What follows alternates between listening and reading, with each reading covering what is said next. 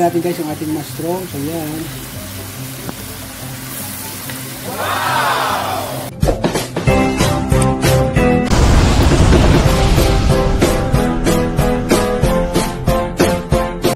Ayan guys, magigisa ako ng gulay, yung natirang gulay namin. Ayan. Saka ito, may oyster sauce ako. Saka dito yung aking sibuyas. Ayan o.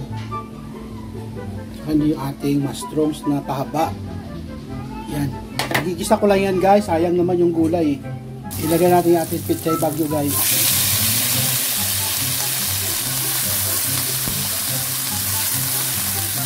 Ikado lang, walang sahog, very simple.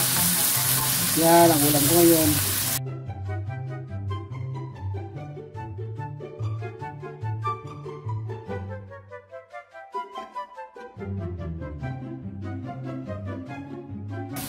Hindi ko na ito guys, ilagay ng sabaw guys.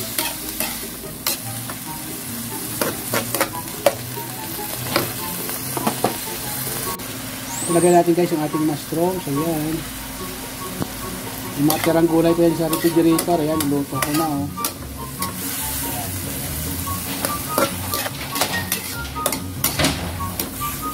Igisa mo lang yan, kahit walang sahog.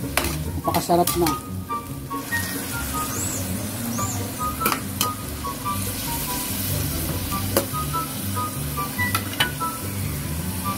Siyempre, patakan natin ng kunting oyster sauce. Ayan, yung oyster sauce na. Dagdag pampalasa.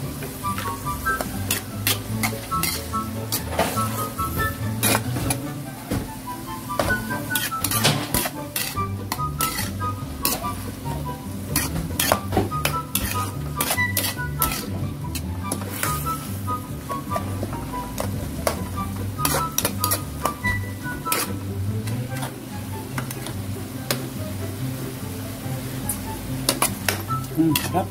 Na. Hindi na ako guys naglagay ng asin kasi ang oyster sauce natin may timpla na at yung ating toyo. Kaya sapat na yon sa kanyang palasa. Kaya din nyo guys, napakasimple lang. Yung mga tirang gulay lang sa aking refrigerator, yan lang yung aking niluto. Walang sahog-sahog. Simple lang. Basta may panimpla ka dyan, okay na yan. Oh, yun, oh. Sinumot ko pa, may oyster sauce pa ako natira pala. Oh. Sayang. Alam mo, mahal-mahal na mga gulay ngayon, yung mga sahog. Tapos, pag nasira, itatapon mo lang. Hanggat napakinabangan pa, gawin mo na, iluto mo na. Sayang eh. Sa panahon ngayon, bawal yung mga nagtatapon ng mga pagkain. Kailangan, dapat. Kung kaya pa lutuin, hindi pa sira, iluto na. Kasi ika nga agapan mo para makain pa, no, di ba? Yan pa yung bibilin mo. Luto na guys, ang sarap.